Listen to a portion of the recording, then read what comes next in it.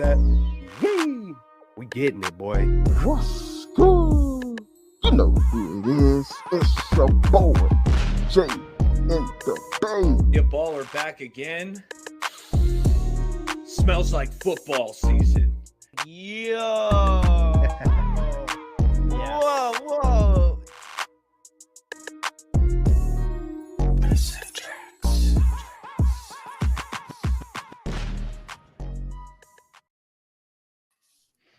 What's up, YouTube? Welcome to Straight Out of the Bay. This is Super Bowl week, and you know the 49ers are represented. Bill Parcells famously said, "This is why you lift all them weights." Let's kick it around, see how everybody's feeling. Jay, how you doing? What's good? Hey, man, it's Super Bowl week. I mean, what could be better, right? Excited to be here with you gents, always on a Monday night, and looking forward to talking about the game, man. Hey, Kelts, nice to see you. How you feeling about the Super Bowl? How you feeling today? Man, faithful. Rise up. Yee! Hey, it's time, man. The time is now. Hey, we coming to take it. Like Steve Young said, let's get it. Let's go. That's it, man. I've seen better days, but this week is going to be glorious. Love it. Love it. Glad you can make it. And Amin, the dream, the legend himself in the flesh. We got him here. Amin, how you feeling today? Feels great. I mean, one more week, or this is the week, but like one more Sunday until the Super Bowl, and we could be sitting here next Monday talking about the Niners having their I can't even talk right now. Like, that's how excited I am right now. But like potentially winning their sixth Super Bowl. So what's better than that? And like there was a quote that I heard last week was, and like it was been surfacing on Niners Twitter, but champions act like champions before they're champions. And the 49ers could end up being champions by the end of Sunday night. So, I mean, can't complain. No doubt. Love it. And Amin, when we were talking pre-show, you said, hey, I want to talk about Kyle Shanahan a little bit. And what I decided to do is if we could get Kyle Shanahan in front of you and you could send him a message, what would you want to say to him? So before I get your message to Shanahan, let's say what's up to the chat. We love pulling up chat comments. So feel free, leave your comments in there so we can get a dialogue going. But hey, shout out to E. Kim for stopping by.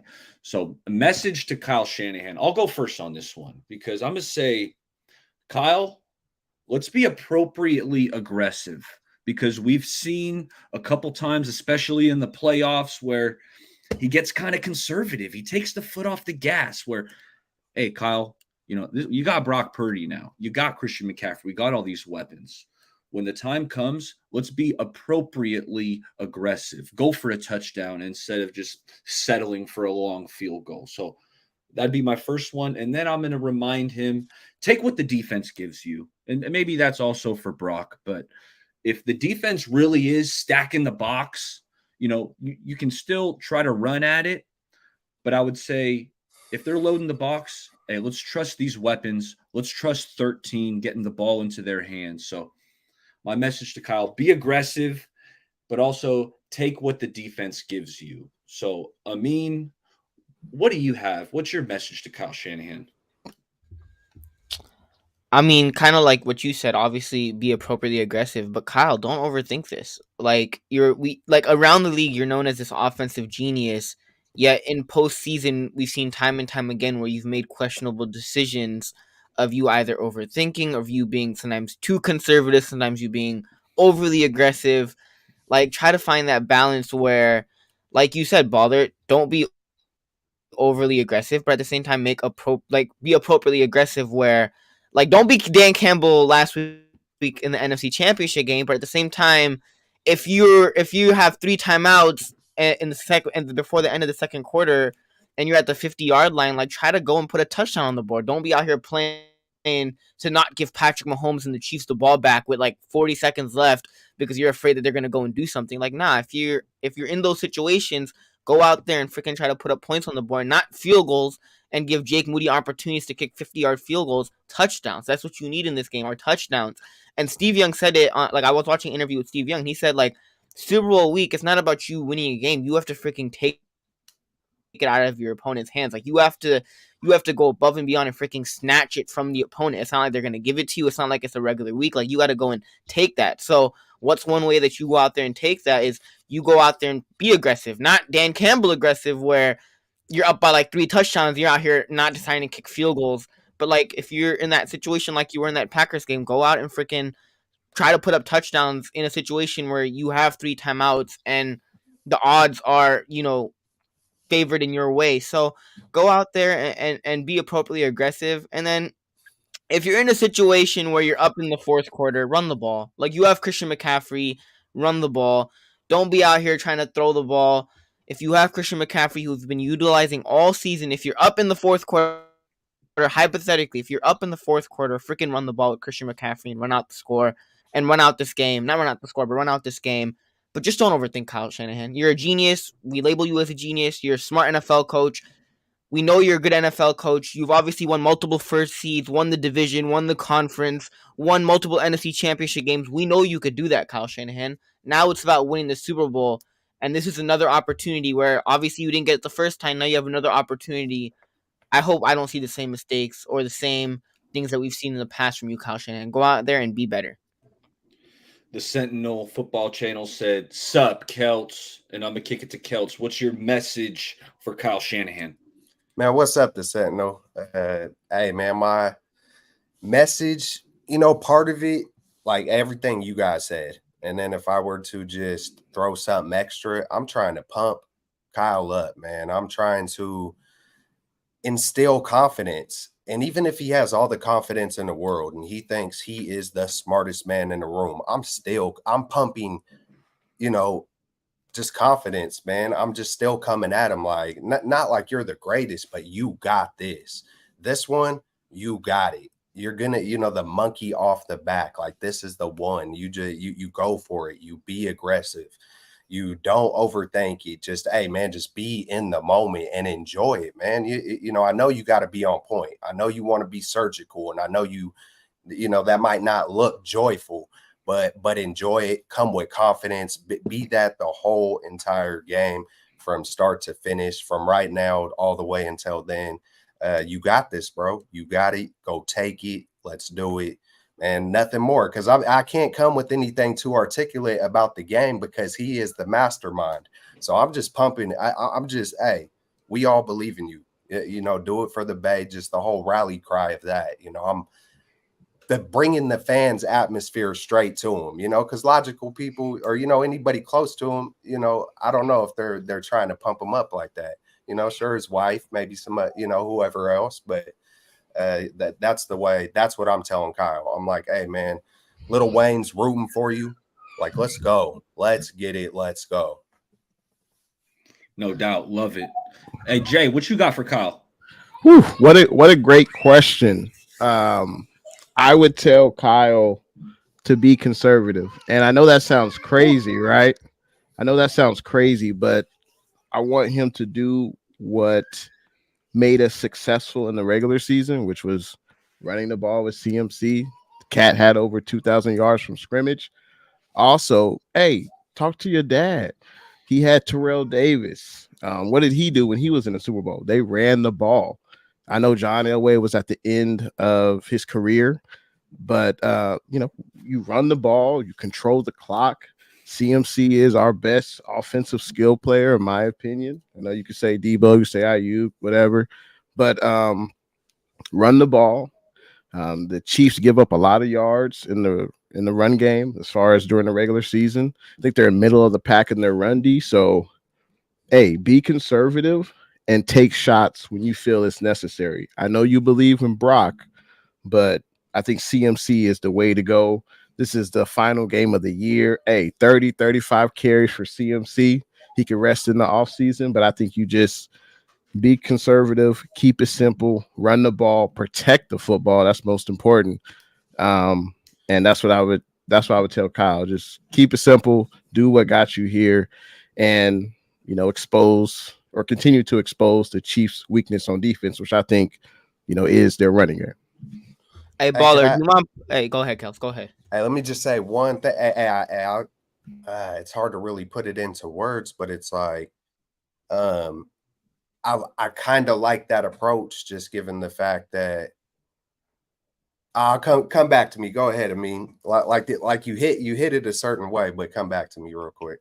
Hey, Sentinel made a good point though. Like if Kyle can keep Mahomes off the field, and you remember like when we had Jimmy G, when he was the quarterback of this team, we used to sometimes have those drives where it would be like first quarter 9 minute drives, and we would take up 9 minutes of the first quarter, literally pounding the football down teams' throats, having easy throws for Jimmy Garoppolo, slant routes, and it would literally be us taking almost majority of the quarter, just having one offensive drive that would end up in a touchdown.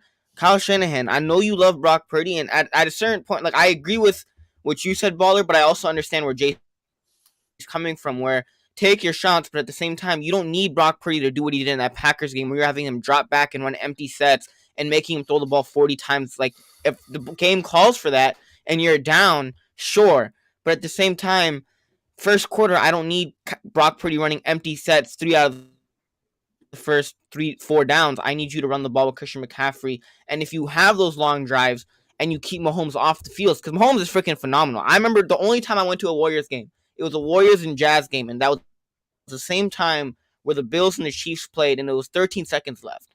In any other situation where you have any other quarterback and there's 13 seconds left, that playoff game, you would be like, this game's over, our team is done. But when you have freaking Patrick Mahomes, anything is possible. 13 seconds left. They end up getting in field goal range. You end up winning that game with 13 seconds left. So the least amount of time that you give to Patrick Mahomes is like Michael Jordan in a way. Where like you remember that Pacers, I think it was Game 5 or Game 6, Pacers Bulls, 1998. Reggie Made, Miller. yeah, Reggie Miller made the shot, and then Larry Bird's face is just he's pissed and like he is not happy. And like Jalen Rose said it, he's like, we all knew and everybody knew in the arena that you left too much time for Michael Jordan. And Michael Jordan didn't, like, obviously it didn't end up hurting them, but Michael Jordan freaking double clutched on that shot and it almost went in. It literally hit the rim and bounced out. So Mahomes is one of those guys where you give him 13 seconds, you give him 15 seconds, he can make something happen. That's how special Mahomes really is. So the least amount of times that you can have Mahomes on the field, if you can really control time of possession and keeping the Chiefs off the field, that'll be huge for the 49ers.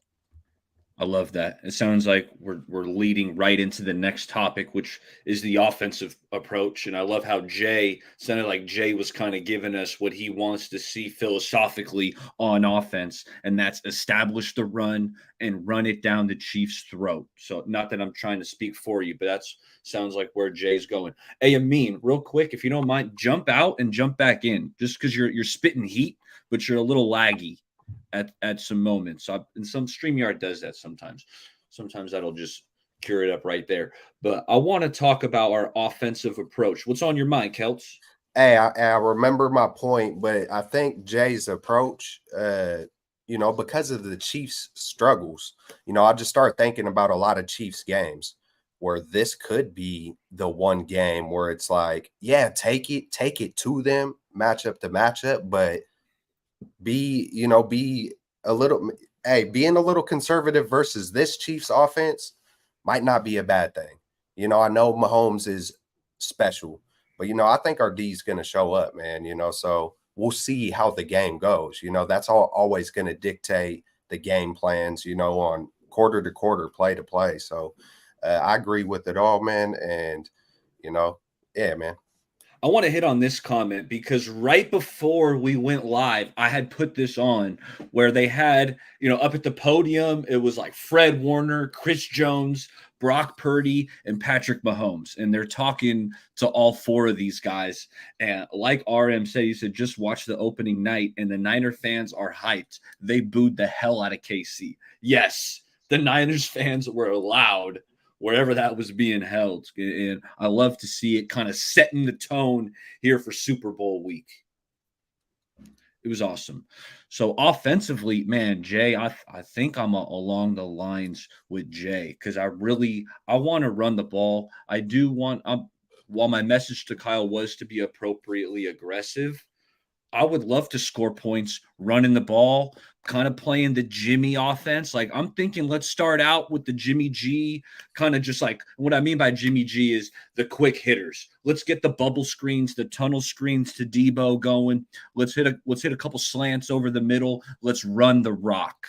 And then if we need to expand, if Brock needs to get deep in his bag, in this second, third quarter, I believe in Brock. We can do that. But why don't we start out running it down their throat, hitting the quick tunnel screens, like I said. Let's get Debo going because Debo is just so special when he gets the rock. I mean, we even saw it last week. I thought Debo really kind of shifted the game uh, against the Packers and against the Lions, where he's catching these balls, making a couple guys miss, and it really gets the whole team going.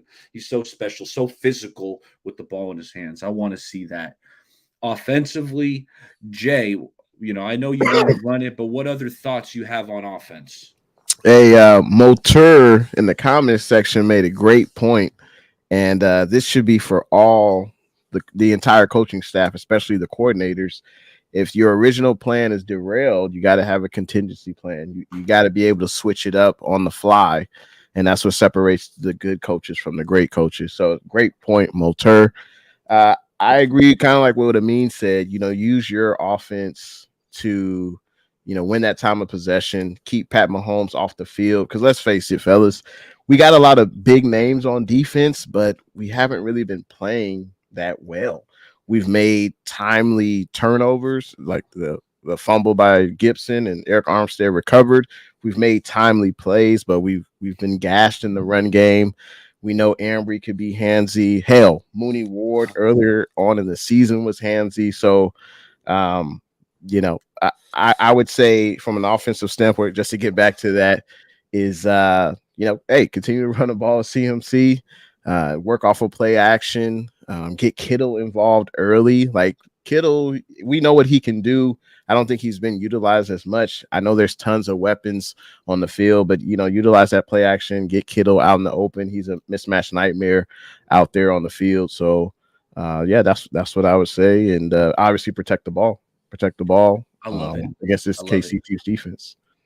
And I want to piggyback off the play action because that was a great point, Jay. I want to see it under center.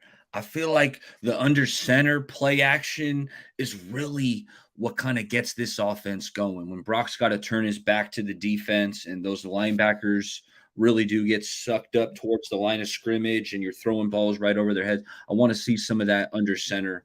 I like that point. Kelts, what else are you thinking offensively?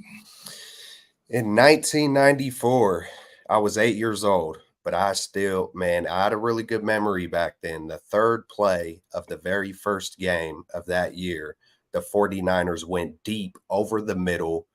I don't know how long the touchdown was, but I want to say 50 to 70 yards. I believe it was to Rice, the third play of the game, 1994, game one, regular season. In the Super Bowl, third play of the game versus the Chargers. They freaking third play bombed to Jerry Rice. And my God, bro, if I could relive that, that's what I would want. You know what I'm saying? Let's take a deep shot early and punch them all the way in the throat. And imagine what that would open up.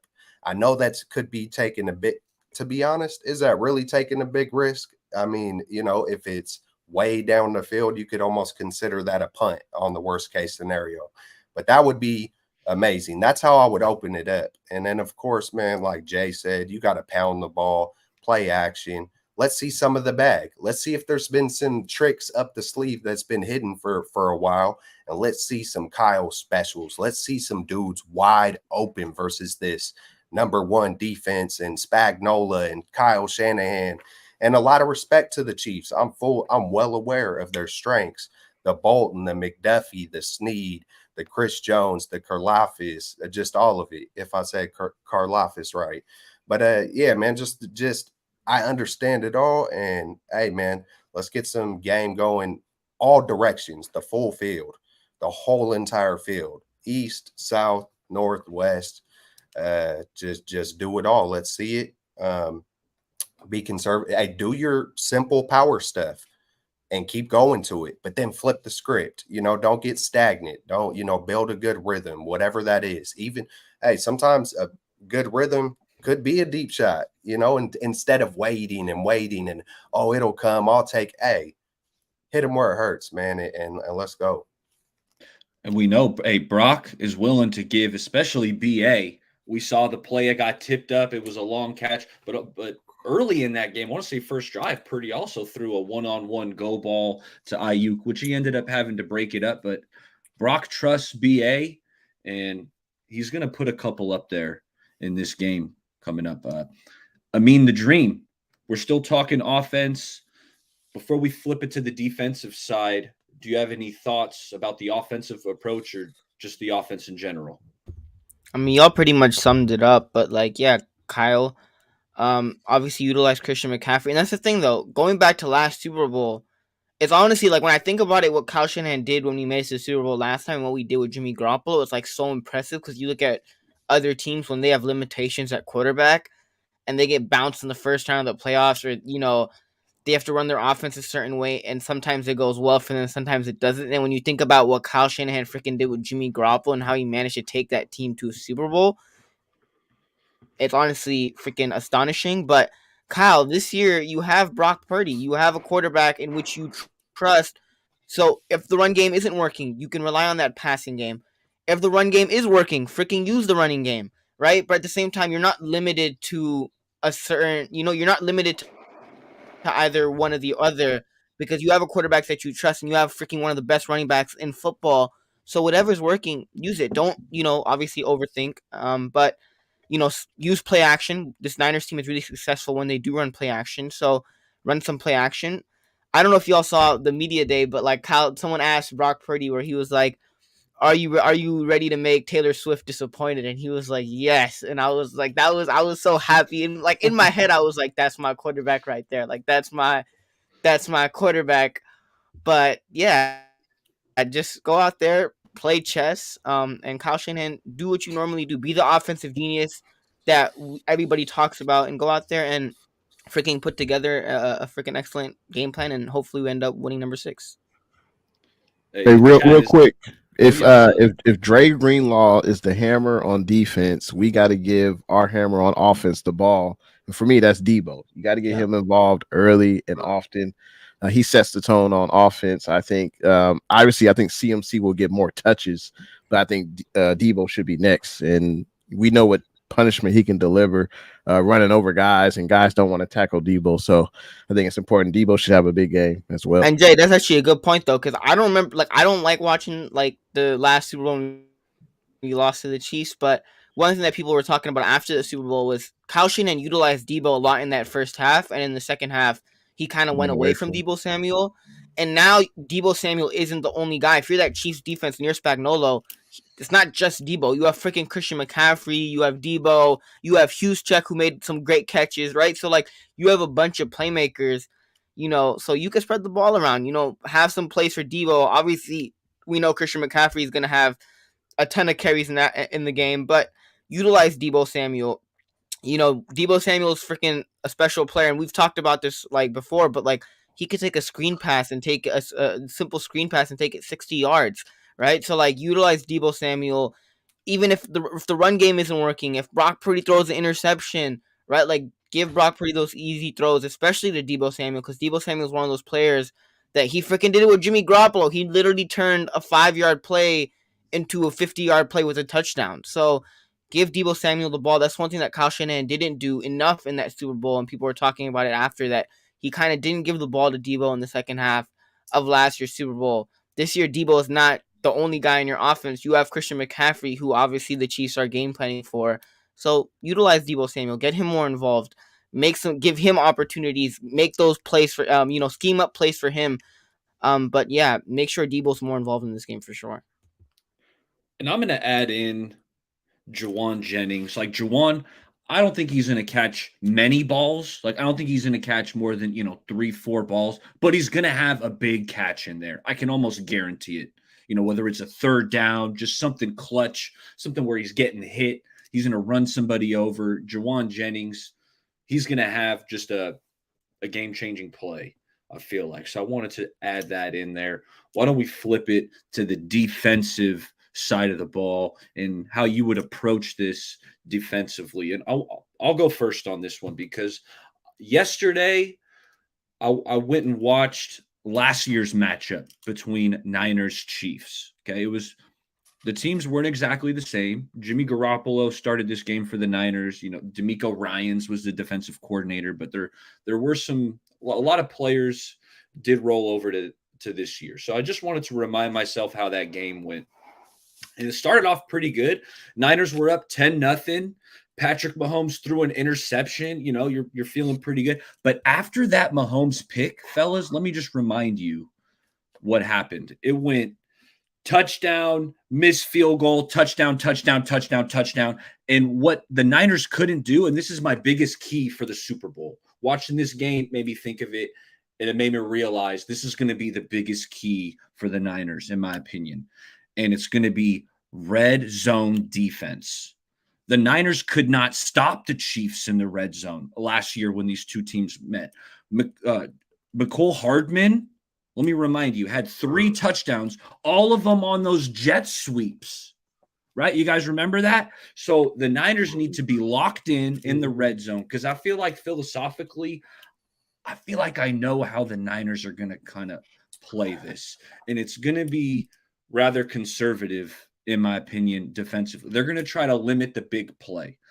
Last year when these teams met, the Niners D'Amico tried to get a little bit aggressive, leaving guys one-on-one, and the Niners secondary actually got burnt.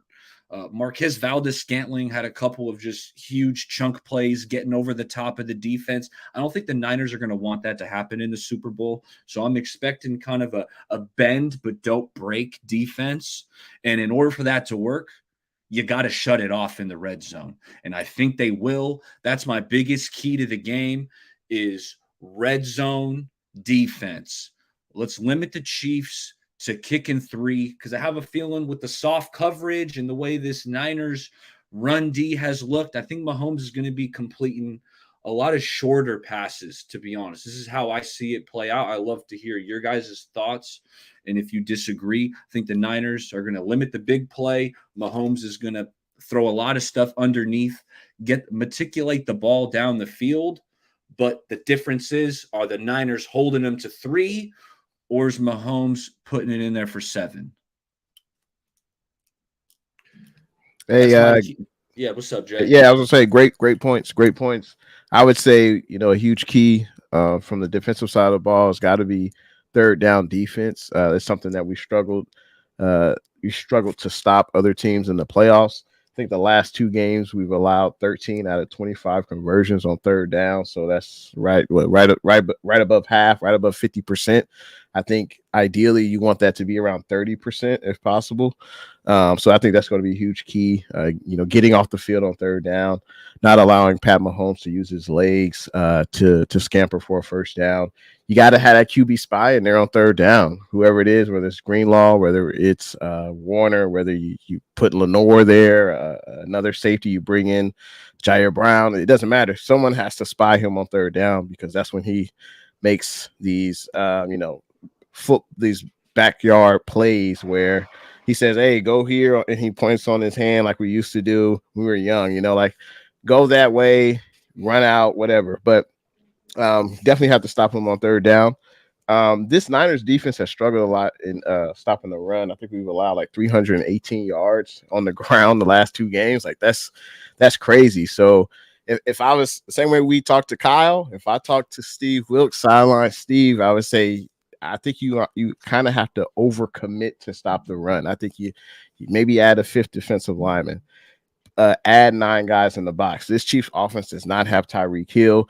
If you look at Pat Mahomes' numbers, like an average quarterback would love to have his numbers. He only had 27 touchdowns, 14 picks. Like that's pedestrian for Pat Mahomes. That's like we're used to seeing him getting 40 plus touchdowns a game. And also his passing yards, he didn't have more than I think 2 or 3 games where he threw over 300 passing yards. So this isn't the same Chiefs offense. I think this team is led by their defense, and I think you need to commit to stop the run and it's crazy to say it, make Pat Mahomes beat you over the top. But I don't think the Chiefs have the receivers to do that. I'm not scared of MVS. Rice is having a hell of a year. Obviously, you got Kelsey, but I think the biggest key, you got to get off the field on third down, and you got to shut down this running game because Pacheco is a pretty good running back.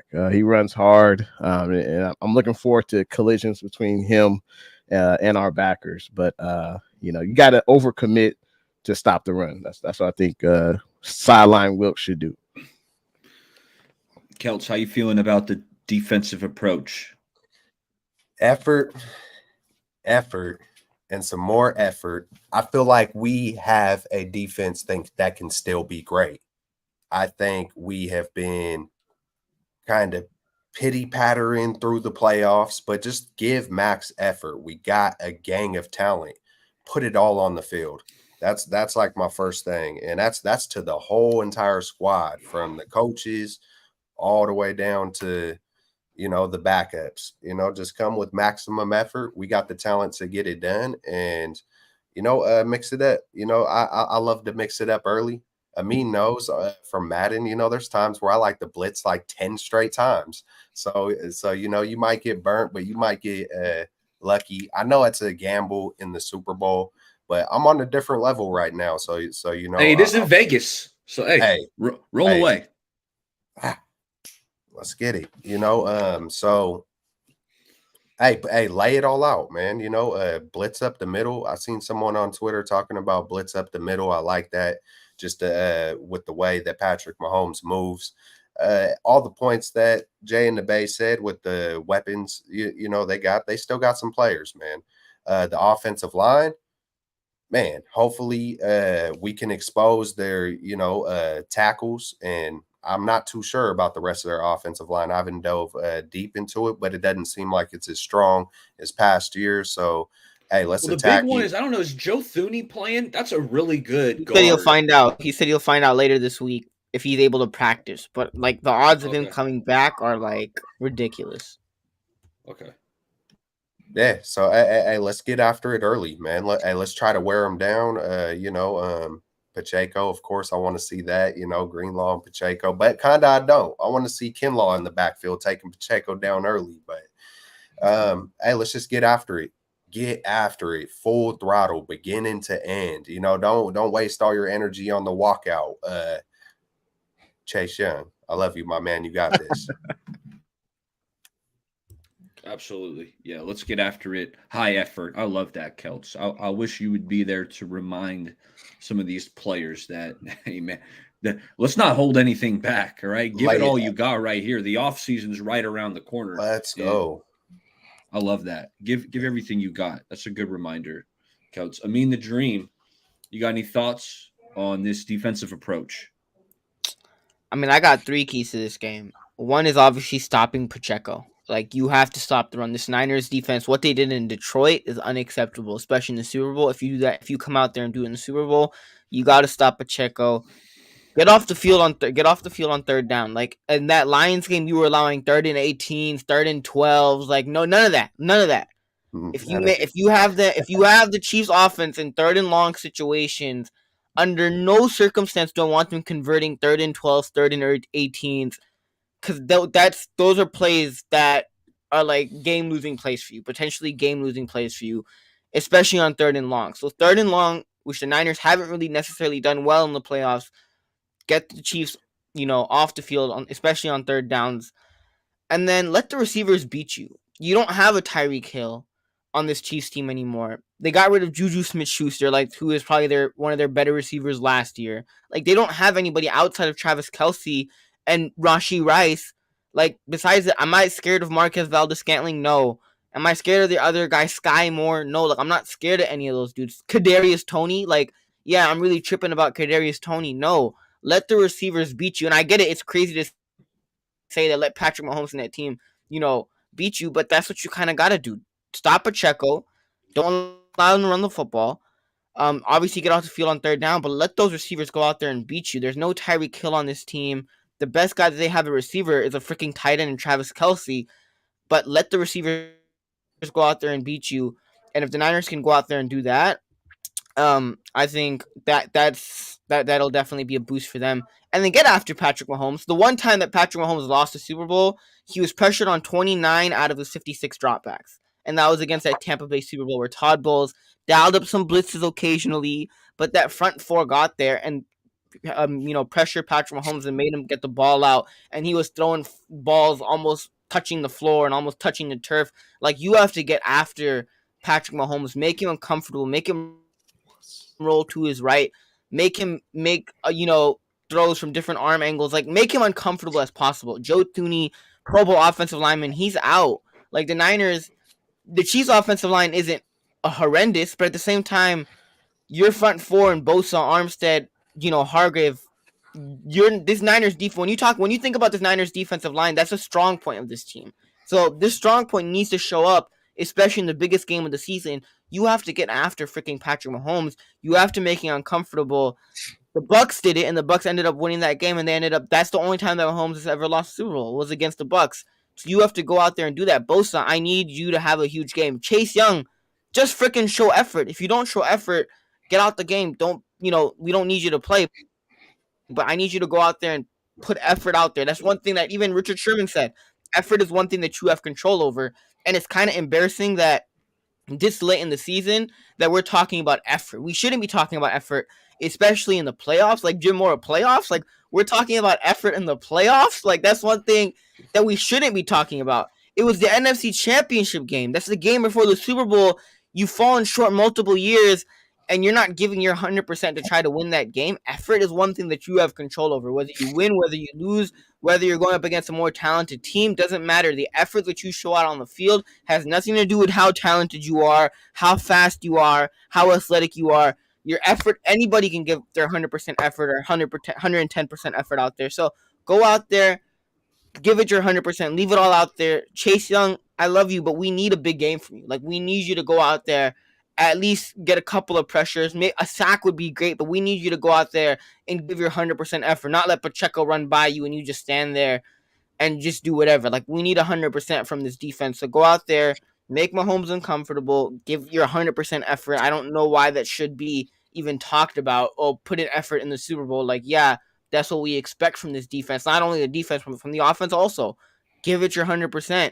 Especially, it doesn't matter what game you're playing, but especially in a playoff game, especially in the Super Bowl, like go out there and put in your effort. So, obviously, like I said, third down, make the receivers beat you and make Patrick Mahomes uncomfortable. That front four, especially with the Chiefs' injuries on the offensive line, go out there and make Mahomes uncomfortable. I expect big things from that defensive line. Hey, real quick, baller. What's up, Jay? All right, I just got to say what's good to Livy's World and everyone else that's in the chat right now. Make sure you hit that thumbs up button if you're excited for the Niners to be in the Super Bowl. But real quick, a stat that I saw that was interesting: the Chiefs were 11-6 to end the regular season. Out of all their 6 losses, they never scored over 20 points except one time. That was Week 1 against Detroit. So the key number has got to be 20. So if the Niners defense can keep this Chiefs offense under 20, hey, I think we'll be good. I think we'll have number 6. So. And if I'm Wilkes, I'm watching what the Raiders did against the Chiefs, because the Raiders had a great game plan against the Chiefs, and they kind of limited that Chiefs offense. So if I'm Steve Wilkes, I might be looking at what the Raiders did. Like, teams looked at what the Niners did against the Eagles, and Nick Bosa said we put out a blueprint. Like, go out there and look at some tape of what that Raiders defense did against the Chiefs, because this defense really does have to show up against Patrick Mahomes and this Chiefs offense. Otherwise, it will get ugly. So this defense probably, even more than Kyle Shanahan, has the most pressure going into the Super Bowl game, because the defense doesn't show up. If this defense doesn't show up, and that's the funny thing is, like, a couple of years ago, and even in the beginning of the season, like, we weren't worried about this defense. But now in the Super Bowl, we're not even worried about the defense making mistakes. We're worried about them not putting 100% effort. Like this defense. Do you feel like it's the entire defense, or it's just Chase Young? Because he's the standout. I mean, effort wise, you could say it's Chase Young, but even then, the run game has Kevin been Givens. stopping the run.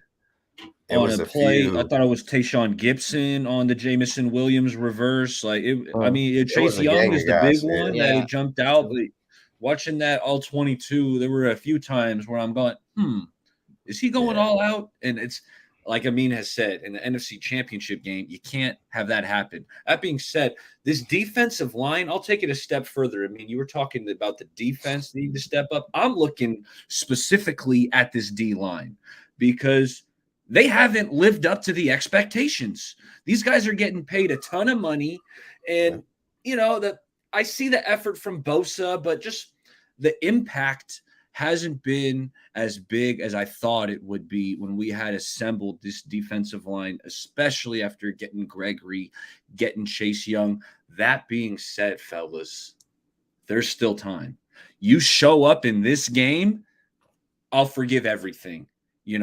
I'm thinking Niners need at least like 3 sacks on Patrick Mahomes. Someone's got to step up and make some plays. Yeah, you haven't lived up to expectations, but you do it in the Super Bowl, hey, I forgive you.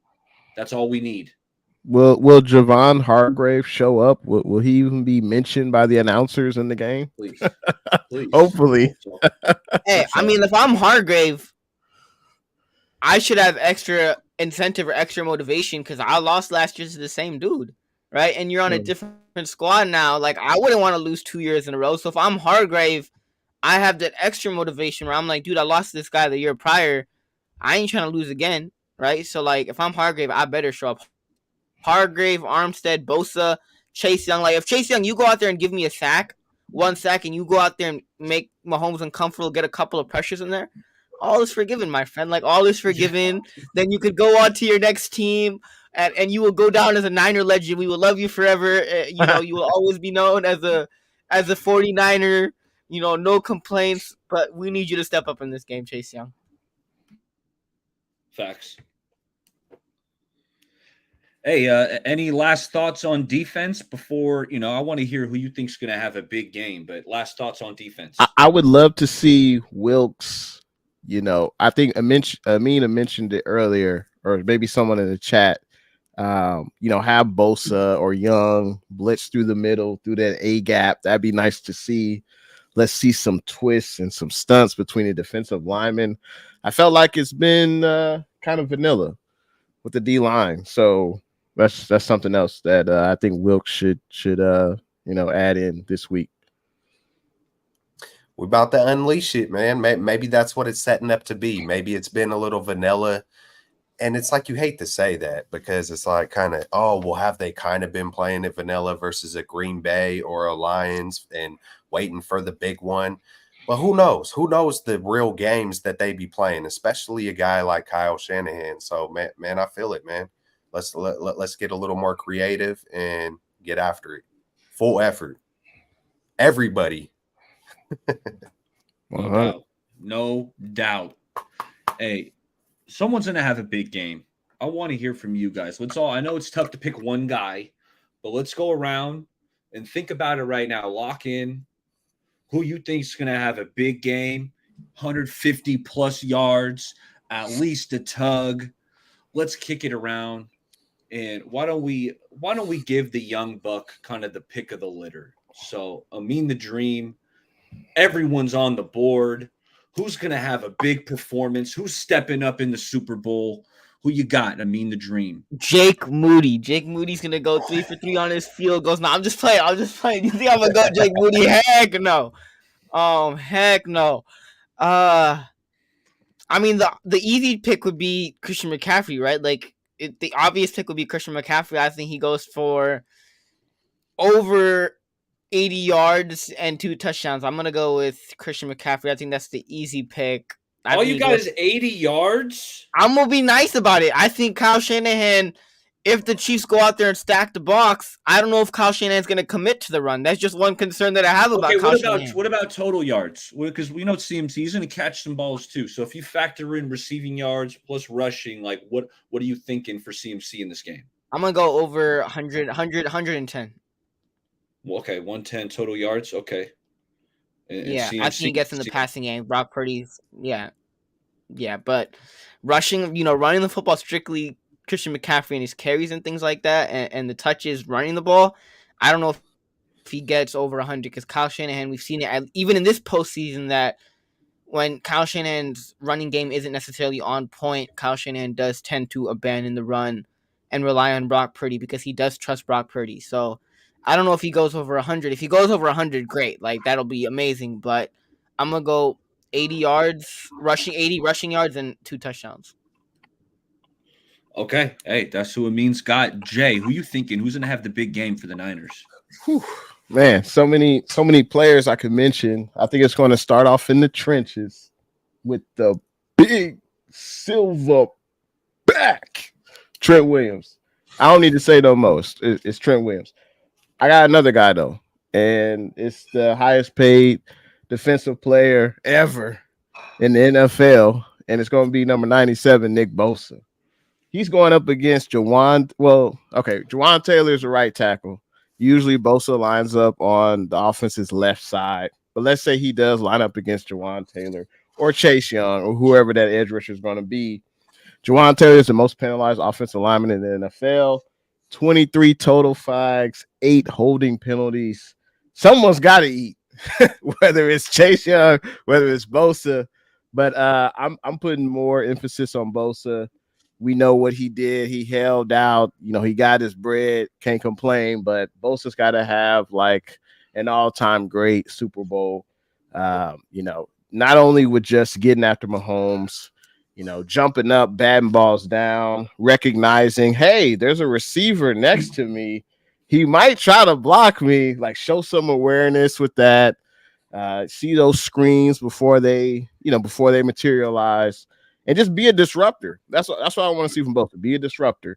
I think mentioned the Raiders earlier, and Max Crosby. He's a guy that's exciting to watch. And every time the Raiders are on, you watch Max Crosby. Max effort. He's a disruptor. He may not quarterback, but he's always making a play that disrupts the offense. So that's what I want to see from Bosa, the highest paid player in the NFL, defensive player that is. Be a disruptor. If you can't get to the quarterback, hey, then do something else that'll disrupt the offense's flow. So my big game performers, Bosa, I'm gonna say he's going to have at least 2 sacks, 2 TFLs, and I'm gonna say he's gonna get a defensive touchdown. He gonna bat the ball at the line of scrimmage, catch it, baby, and run to the end zone. Touchdown. Let's go. That sounds like he's putting his hat in the ring for Super Bowl MVP. Absolutely. Hey, Jay, I hope that happens, because when you mention adversity, when you mention adversity, it usually comes to fruition. So hopefully this is a positive. So hopefully this actually ends up happening, because when you speak of adversity, the Niners usually do end up facing adversity. So, hey, keep dropping in the chat. Chat's live right now. We appreciate all you guys. Who you think's gonna ball out and have a big game in the Super Bowl? Motor gave us a few. He said Brockman, Debo, Bosa as well. Low stop by. He said Debo, big game on 84 yards receiving, 47 yards rushing, 2 TDs, and Jair Brown with the blitzes. He's gonna force a fumble to seal it. Shout out Los. Thanks for stopping by. But hey, Celts, who you got? Who's going to have a big game on Sunday? Well, Nick Bosa is going to be shaking hands with Chase freaking Young, because I think he's going to come with that maximum effort, and I think he's going to get a strip sack fumble. I'm hopeful. I'm faithful, and that's just what I'm going to. But also, I'm not going to talk crap about someone, unless, I believe in that person at the same time. A lot of times I just want to see that person rise up. You know what I'm saying? So, but also Glock freaking Purdy is going to come through, and he's going to let it be known that he does belong, and he is here, and he is more than a game manager, and all the noise, all the stuff. I think he's going to be distributing the ball to all the weapons. I made a prediction saying, hey, Debo, Ayuk, Kittle, CMC, they're all going to get TDs. That's the way I feel. That's how I see it. I think it's I could see CMC getting 150 yards, and Brock being the MVP. 300 plus yards, 3 touchdowns, no interceptions, and man, let's go, man. Let's hoist it up. Love it. I love how you went to Brock because I think this could be a game where Brock completes 70, which isn't even that crazy of a number. The guy almost averaged 70% completion percentage, but I think he's going to average like 75. I think he's going to be throwing a lot of quicker passes, maybe shorter passes where that completion percentage is going to be really high. I think Brock's going to have a really good game. For my big game performance on the defensive side, I'm going Fred Warner. 54. Big Fred is going to show up. When I'm thinking about the Chiefs offense, Patrick Mahomes, but really it starts with Travis Kelce over the middle. And that's where I think Fred Warner is going to be huge, locking down that middle of the field. I'm thinking interception by Fred Warner, specifically when he's going to be matched up on Travis Kelce. He's going to jump a route. He's going to make a play. Shout out 54, the best linebacker in the NFL. He's going to show up and show out come Super Bowl Sunday. Offensively, I like Brock. McCaffrey, I think, is going to have a big game. But I got to mention BA. I mean, BA has been so consistent all year long. I don't think Ayuk is going to have a ton of receptions. I think it's going to be right around, 4 or 5 catches, but he's going to make a big play.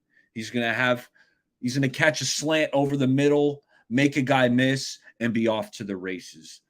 I see Ayuk, maybe not the volume of receptions, but he's going to make a big play. He's been so awesome this year. Brock, like we mentioned earlier, trusts him. He's willing to give him some shots down the field, and Ayuk's going to come through just like he did against the Lions. And Next, I think, yeah. Baller, real quick, Baller. And I think if we do actually end up winning the Super Bowl, Kyle Shanahan has to have a big game performance offensively. I think Kyle Shanahan, not even just offensively, but in terms of his decision making as a head coach, whether to go for it on 4th down, whether to punt the whether ball, to throw a challenge flag, right? Whether to throw a challenge flag, right? Like he botched that one last year against Philly, right? That opening possession, he didn't throw the flag. Yep. Whether it's offensively, whether just making decisions like that, I think we need a big game from Kyle Shanahan, where it's not necessarily Kyle Shanahan is in his bag where he's pulling out trick plays and pulling out all this crazy stuff, but it's just Kyle Shanahan just making the right decision. It doesn't have to be, the most extravagant, schemed play or, a trick play or anything like that. It just has to be Kyle Shanahan consistently not only making the right decisions, but making good decisions. And that could be even a simple decision, right? Whether if you're deciding to, I don't know, but it just has to be not only, the right decision, but just good decisions. And if Kyle Shanahan goes out there and makes good decisions, makes simple decisions, doesn't overthink, if Kyle Shanahan has a big game in terms of him just making smart and good and right decisions, the Niners could end up winning the Super Bowl. But if we see Kyle Shanahan not throwing challenge flags, worried about giving Mahomes the ball at the end of the second quarter with like 10 seconds left and settling for field goals, things like that, where Kyle Shanahan, if you're not making, good decisions, that could end up costing you. So we need Kyle Shanahan on his A game. Kyle Shanahan, if you're on your A game, this Niners team has a really good shot at winning the Super Bowl. Because this year, Kyle, you don't have the excuse, right? Like, Kyle Shanahan doesn't have the excuse, and people in the media are comparing him to Andy Reid when he was on the Eagles. And I said this a couple of weeks ago. When Andy Reid was on the Eagles, he had McNabb, but he kind of made the same mistakes as Kyle Shanahan is making now, where Andy Reid showed that he could win divisions, where he could win number 1 seeds, where he could make it to multiple NFC championship games, where he could have winning seasons, but he was never able to win the Super Bowl. And Kyle Shanahan, what was holding you back the last couple of years was Jimmy Garoppolo. And this year you don't have Jimmy Garoppolo. You have a quarterback that you trust that we all know is legit. So Kyle Shanahan, you don't have that excuse anymore. Go out there and capitalize. Reid won his Super Bowl with Mahomes, right? And when he found his quarterback, he ended up winning the Super Bowl. This year, you have your quarterback. So Kyle Shanahan, go out there and trust your quarterback. Go out there and just make good, smart decisions. Hey, I think this 49ers secondary should have a big performance. Pat Mahomes, I don't think he's going to throw for any gaudy numbers in this Super Bowl, but you got Mooney Ward going up against his former squad. I think our secondary is better than their wide receivers. Demo Lenore has been playing fantastic the entire year. I think one of our corners, Demo Lenore or Mooney Ward, I think they should be able to get an interception. I could definitely see that happening. Maybe some pressure up the middle by Hargrave or Armstead forces Mahomes to throw sooner than he wants. Maybe we could pick one off, but I think this 49ers secondary is going to have to play sound and not have any 50-yard defensive pass interference penalties. Like, we can't have that. We can't give Mahomes extra time or extra possessions to get down the field. That's a great point. Those big, long pass interference calls, they hurt. Game changers. Yeah, they're game changers. They're momentum shifters. So let's avoid those at all costs. Ambry, I'm kind of looking at you. That being said, it could happen to anybody. But, yeah, let's lock in. Let's stay focused. No mental lapses when that ball's in the air. Next up, we went to the big-time performers, but I want to hear, who's that sleeper, kind of the under-the-radar guy that's going to step up and kind of make himself a household name. That's kind of how it goes in the Super Bowl. You perform, you have a big game, people will find out about you. So I want to know who you think is that sleeper performer who's going to step up. And offensively, we can go one offense, one defense if you want to do that. Offensively, I'm looking at, he's not a sleeper to us Niners fans, but I think nationally, Jauan Jennings. I think Jauan, I spoke about him earlier. I think he's going to have a couple catches that are going to be huge, third down conversions, tough catches in traffic. Jauan, we know what he brings as a blocker in the run game. The dude is so freaking physical. But I think Jauan's going to have a couple just huge clutch catches in key moments. So I'm going Jauan on offense. Defensively, man, I was waffling back and forth between a couple guys, but I'm going to give it to someone who I had been hard on previously, but this year he's really stepped his game up, and I have no gripes from him. I can't beat him up for his performance this year. He's exceeded my expectations. I'm looking at Javon Kinlaw. Big Javon Kinlaw. The Niners are going to need him on the interior. I feel like he's been flashing here in the playoffs really all season long. I think Javon's had a pretty steady season. In this game, I think this is a game Javon is going to be so fired up for.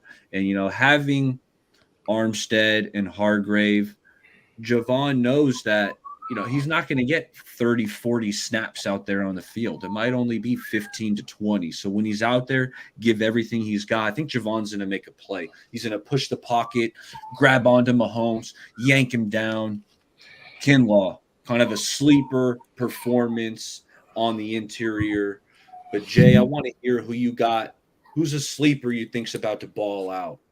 Hey, just to piggyback on Jauan Jennings, because that was one guy who immediately came to mind. With him, it's not the it's not the quantity of catches he gets, it's the quality.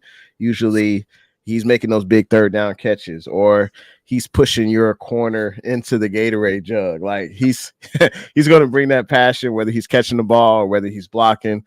So definitely expect to see Jauan Jennings make some plays. I would also say Kyle Juszczyk. He won't show up in the stat sheet a lot, but he is blocking. He will go out and be a target for Brock Purdy, because you got to look out for Ayuk. You got to look out for Kittle.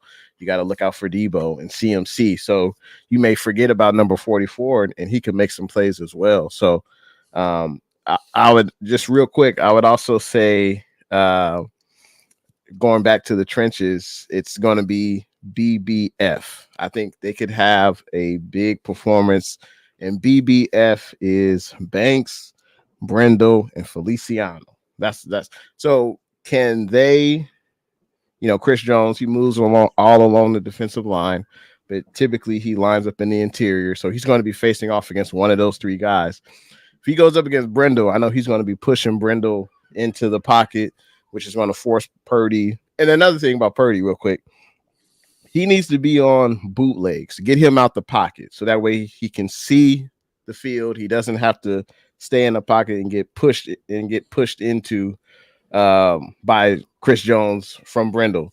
So just that's something that came to mind. But can they protect Purdy, the interior of our offensive line, and also can they get to the second level and get their hands on the Chiefs linebackers? Willie Gay, Nick Bolton, Tranquil. Like they don't get talked about a lot, but they are really good linebacking core, especially Bolton in the middle. So BBF has to have a pretty good game in order to protect Purdy. And I don't have someone on the defensive side, but I would say special teams. It's Mitch Wisnowski. Can he do those coffin corner punts? Can he force Mahomes and the offense to go from their own 95 yards to a touchdown? It's not a sexy pick, but that really matters in games of this magnitude. Field position will be key. I think we gave up one or two long kickoffs against Detroit, I believe. So I think that's going to be a key. But Mitch this is probably arguably his best year this year. So I expect him to have I expect Mitch to force KC to have those long drives, to go 80, 90 yards just to get to their own end zone. So that's huge. But who has to help out Mitch Wisnowski are those gunners, right? Mitch could have a great punt, but if the gunners aren't getting there on time or can't locate the ball, and Sam Womack's usually pretty freaking good out there as a gunner, kind of pinning that ball deep in the end zone. So I love that one. Celts, who are you thinking? We're naming sleeper performers coming up. Who's that sleeper that's going to ball out? Great minds think alike, because I've had this from the jump. Kinlaw, and I heard you mention him as well, Baller. So I think Kinlaw can get back there and get after it. Hopefully save. He's been healthy all year, so big props to him on a comeback year in a major way. And then to hop onto the offense, it's kind of tough on the offense, but hey, come back to me and I'll get after that one. Got you. Well, you know what? I want to shout out the chat, because the chat's playing along too, giving us their sleeper performance. I love David's, because Charlie Warner, that's a deep sleeper, because it's like Charlie Warner barely caught any balls all year. Good blocker, but I think David's thinking he's going to have a big reception in there. So shout out David. But Kevin Givens, I love me some Kevin Givens. That being said, I've picked him kind of as a couple times. I've tweeted it out like, I think this is a Kevin Givens game. And whenever I make that proclamation, it never comes to fruition. So maybe David, maybe you picking Kevin Givens will get it done. That's one of the reasons I didn't say him, because when I call him out, usually it doesn't happen. So, but I love the pick though, David. Chat, let us know who you think's the sleeper is that's going to ball out. And I got one more. One more. Let's hear it. Hey, I'm gonna one up, or I'm gonna speak that positive energy on the Bosa TD. And I had a vision.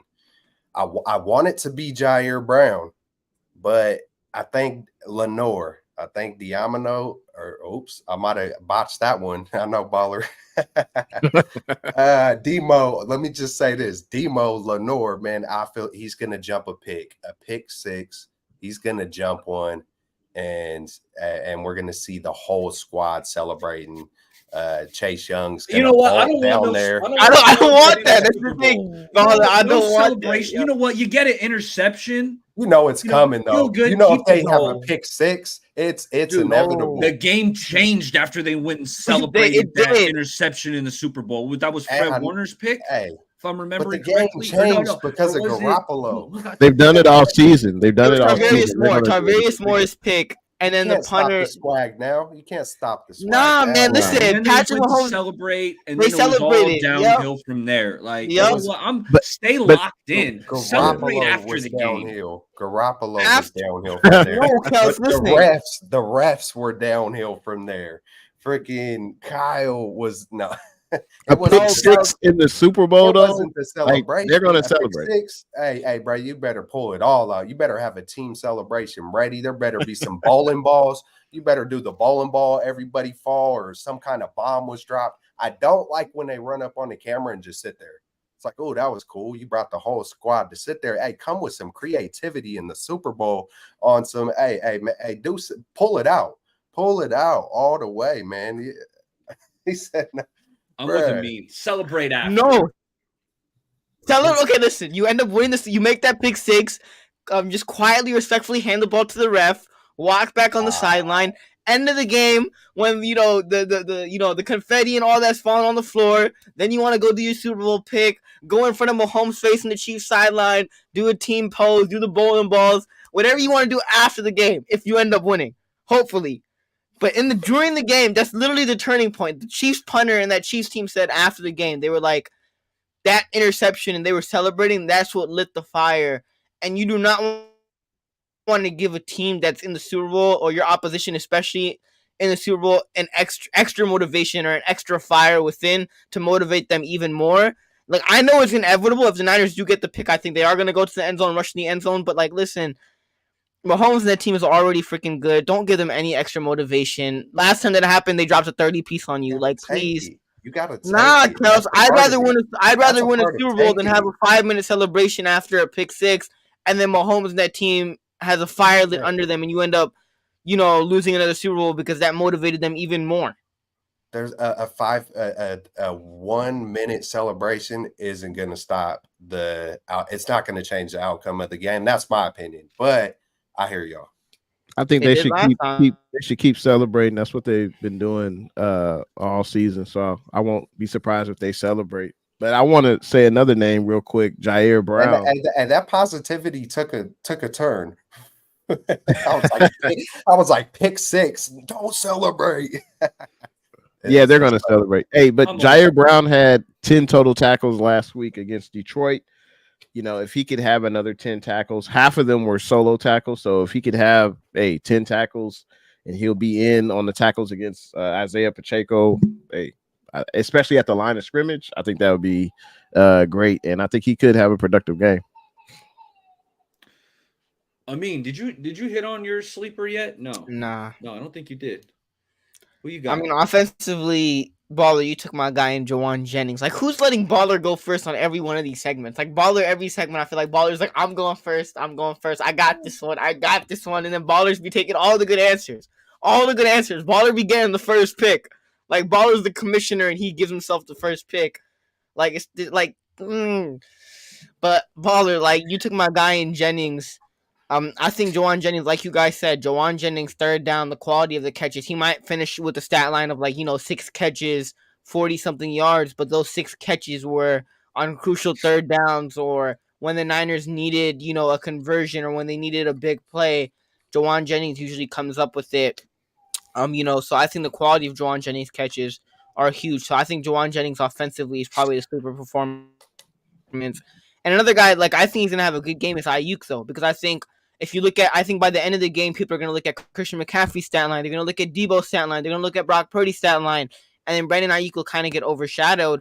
But I think Brandon Ayuk will also have some huge catches in this game that'll definitely help the 49ers. So I think Brandon Ayuk and Jawan Jennings are probably my 2 offensive. Defensively, Kinlaw was one that I was going to say. But I'm going to go Jair Brown. I think he gets an interception in this game.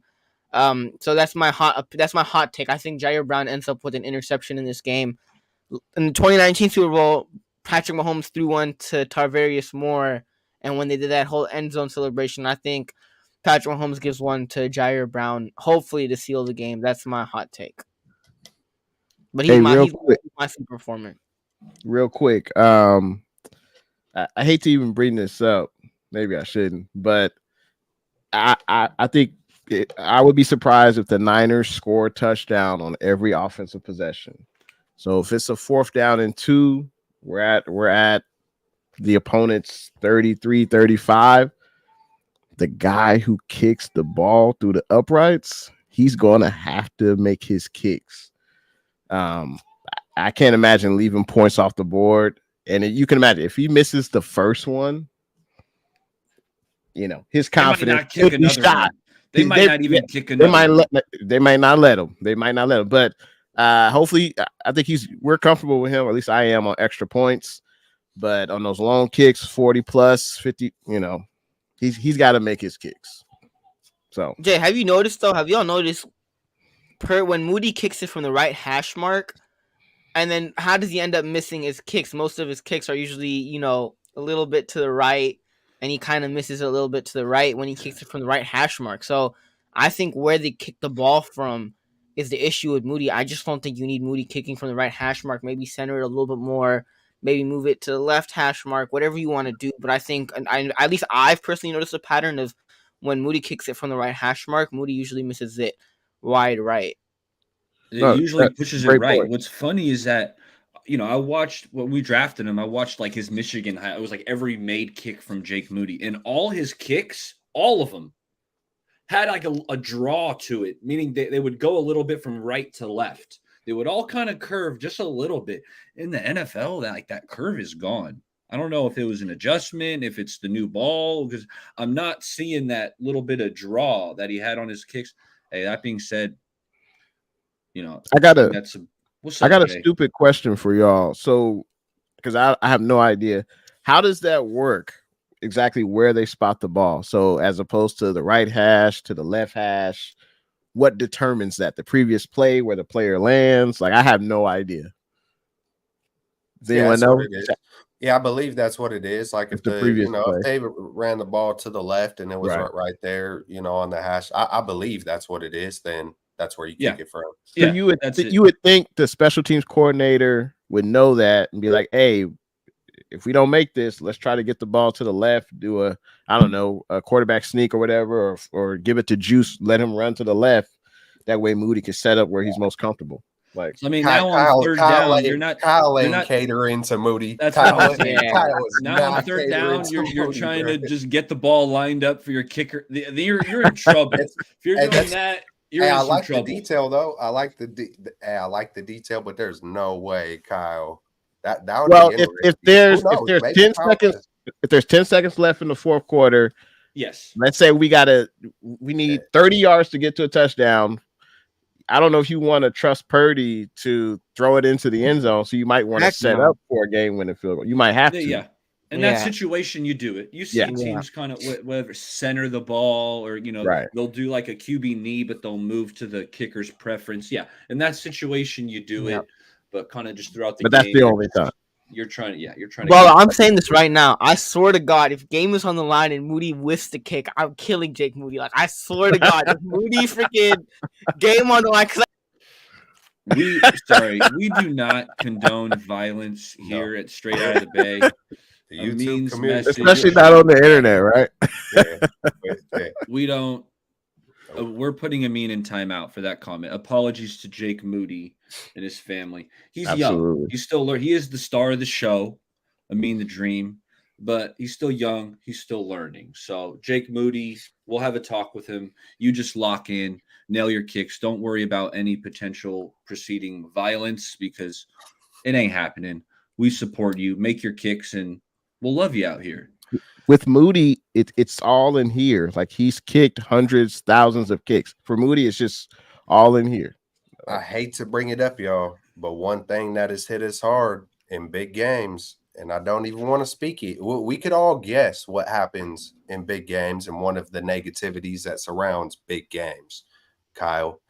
But if Moody did miss a field goal, who knows? Maybe that forces Kyle's hand to be the best version of Kyle. So, hey, sometimes you go through a storm and it wind up being a blessing. So, hopefully, we don't have to come to no missed field goals. Hopefully, we don't got to kick a field goal. Hopefully, it's 49-14. But hey, I did throw a prediction. I don't know if that's a part of it. Hey, I might as well shoot it. And I believe, what did I say? I want to keep it original, even though I'm on a different level right now. I could see something off the hook because y'all know that's how I see sometimes a 42. I think one of the times I did say 42, it wound up being something similar, 45 or something like that. But hey, 42-14, I really think it's going to be like 34-24. 34-24 is what I really think it's going to be like. But I wouldn't be surprised if we do big things. Sorry, Taylor and NFL and people out there who's like, man, this is not the matchup America wanted. Well, it's what you got. Do we give a shit about Taylor Swift out here? Hell no. To the no, no, no. Yeah, to the no. Come on. Let's go. No. Hell no. Brock Purdy. Yes. Well, I like how he just said it, though. It's just short and simple. Just, are you ready to crush the dreams? Like a little smile. Yes. Perfect. Perfectly said. We brought back Amin the Dream. Amin, we know you were joking. The internet sometimes doesn't know. I gotta cut you off real quick. I gotta apologize for that statement. I did not mean that literally. I get like too carried away sometimes. I do not want to kill Jake Moody. I have no intention of killing Jake Moody, whether he misses or makes field goals on Sunday. So I do like to apologize for that statement. I do take that back. That is not what I meant. I did not mean it literally. I know. It's not an excuse. It's not an excuse nonetheless. It's not an excuse nonetheless, Baller. I expect better from myself, and I got to hold myself accountable. Woo. So I apologize to Jake Moody if you're watching this, and I did not mean that. So yeah. Got you. Appreciate it. Hey, I looked up some Super Bowl props, and why don't we kick it around? And let's hear. Most of these are over-unders. Chat, you play along too. Let us know if you think it's an over, it's an under. But let's go after some Super Bowl props. First off, we're starting out with number 13, Brock Purdy. Over-under I saw is 244.5 passing yards. Hell no. You guys going over, under 244.5 Brock Purdy passing yards. Up and away, boy. It's that's Brock's getting more, I could see him 300. He's getting at least, I said 316. I'm with Kelps. I'm taking the over. What about you? I went the Stone Cold Steve Austin route with that one. So yeah, it's coming. I would take the over. He's only thrown for less than 242 or 244 twice in his last like 7 or 8 games. So I'm taking it over. I mean, what you got? Over under Brock Purdy 244. I'm gonna go the under. I think he finishes couple like 10-15 yards short of 240. And you're expecting McCaffrey to have the big I expect a big McCaffrey game. I expect a big McCaffrey game. And like I get this is kind of like a stupid takeaway, but George Kittle had an interview, and like I was a little kid who's been at the Pro Bowl and things like that, who interviewed George Kittle, and he was like, "What are you guys gonna do differently this time, offensively, to make to have you guys have a more successful outcome?" And he said it was a little kid, but George Kittle kind of said he was like, "We're gonna give the ball to Christian McCaffrey. When you give the ball to Christian McCaffrey, good things happen." So I think we expect a big game from Christian McCaffrey, and I don't think Kyle Shanahan's really going to rely on Brock Purdy to throw 40 passes, 50 passes, unless the game calls for it. So I think we see a big Christian McCaffrey game, get the ball in Deebo Samuel's hands.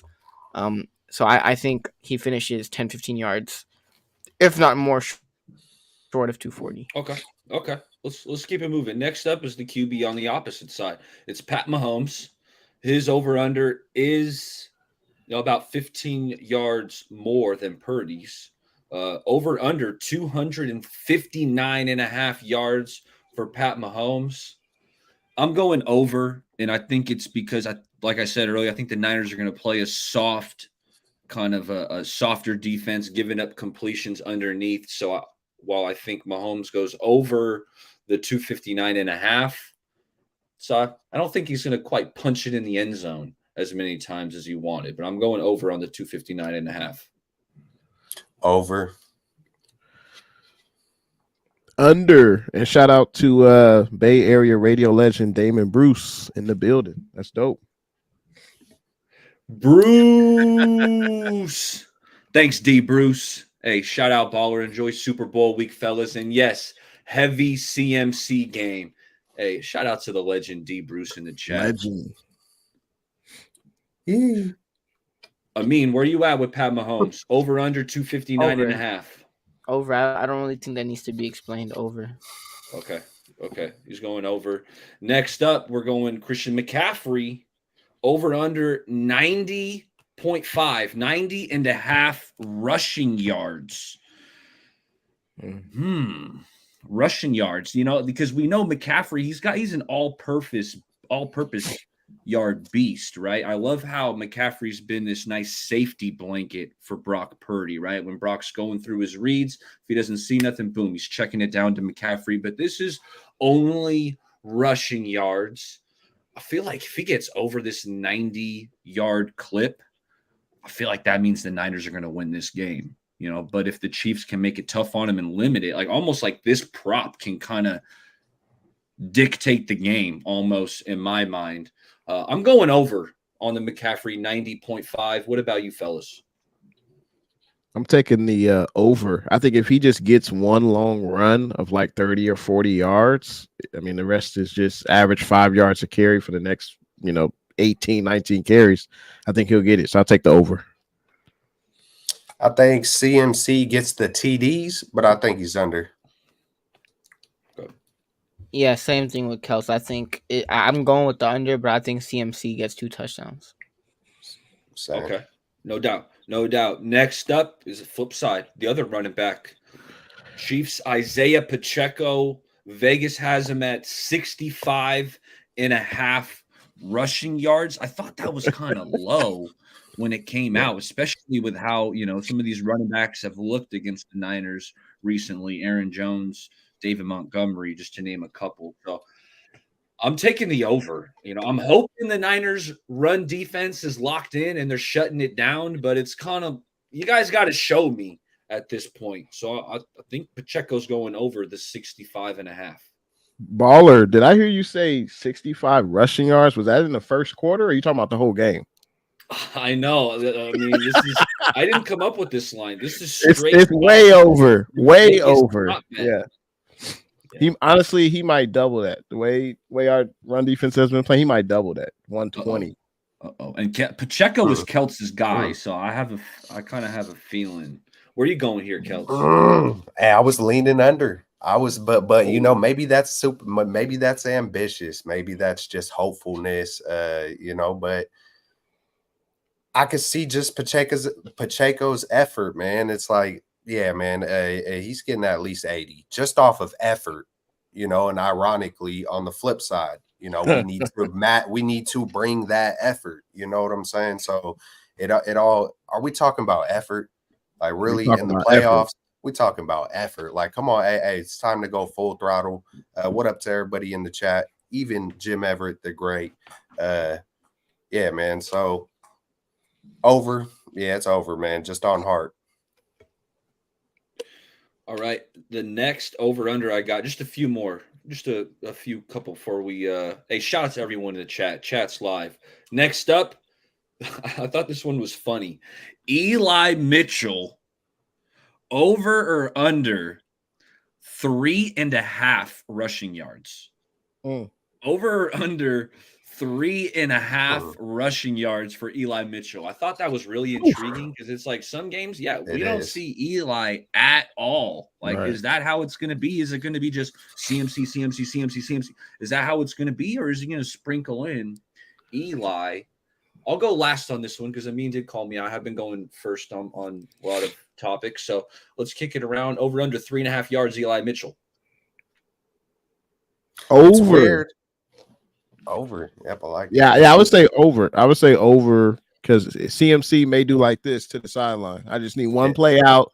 Eli comes in. Exactly. One carry for 4 yards. That hits the over. Yeah, so I'm with Jay. I think Eli's going to get 1 or 2 carries, and he's gonna hit over that 3.5.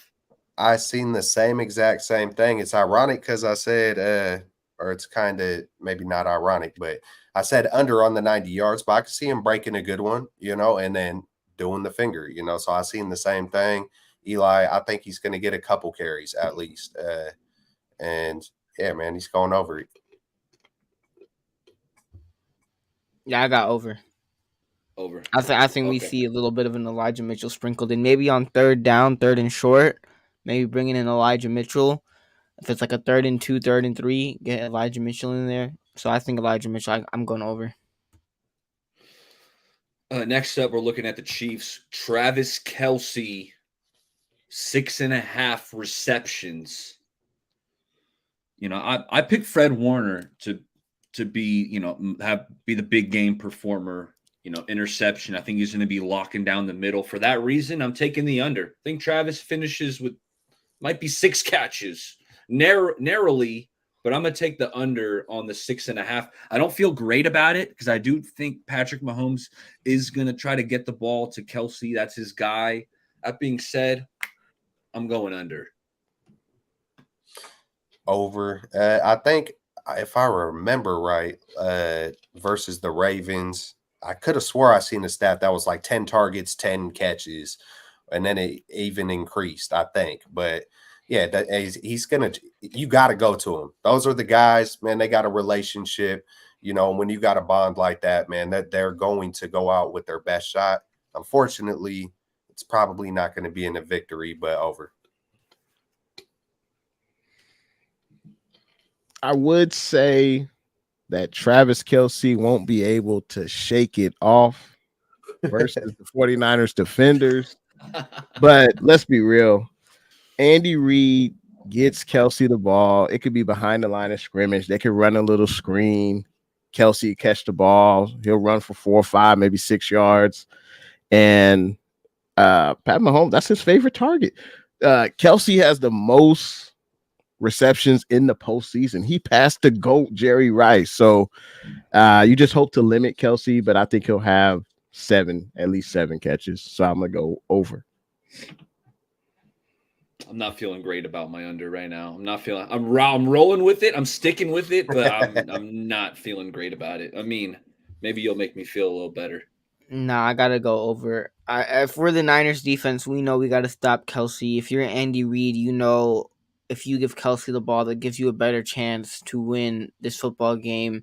If you get Kelce involved, you give him the ball. Patrick Mahomes knows that, and this defense and Steve Wilkes knows that we have to stop Travis Kelce. So I would go as to say even that Kelce gets over 6.5 receptions and even a touchdown. I wouldn't be surprised if he did. So yeah, I'm going over. I would be very, very pleased if it was your prediction, baller, with the under. I don't think any Niners fan would be opposed to that, but I think it's over. I think he goes over. Yeah, I can't blame you guys.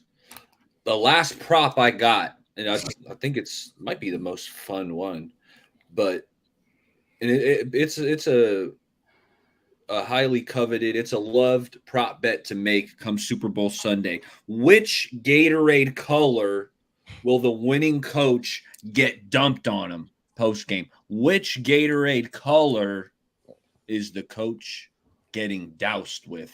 Lemon lime. That That was lemon lime. mine, That's that yellow, right, Jay? That's That's that that yellow. yellow. That mellow yellow. Okay. Okay. Jay's going yellow. Sprinkle some gold flakes in there or something, man. Something like, man. I don't know if they got a Turn it gold into color. gold lager. Oh. A little bit of some gold. Hey, flakes. man, it's like I want to say red. I don't know. Yeah, let's keep it red, man. Let's keep it red. Yeah. That's where I'm going to, Celts. I'm not going to. Sometimes I'll switch it up, based on.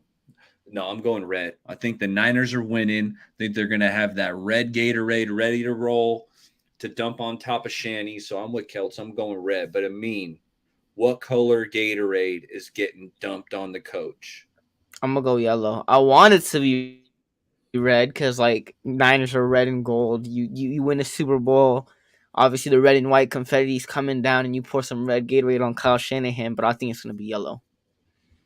Okay. All right. Those are locked in.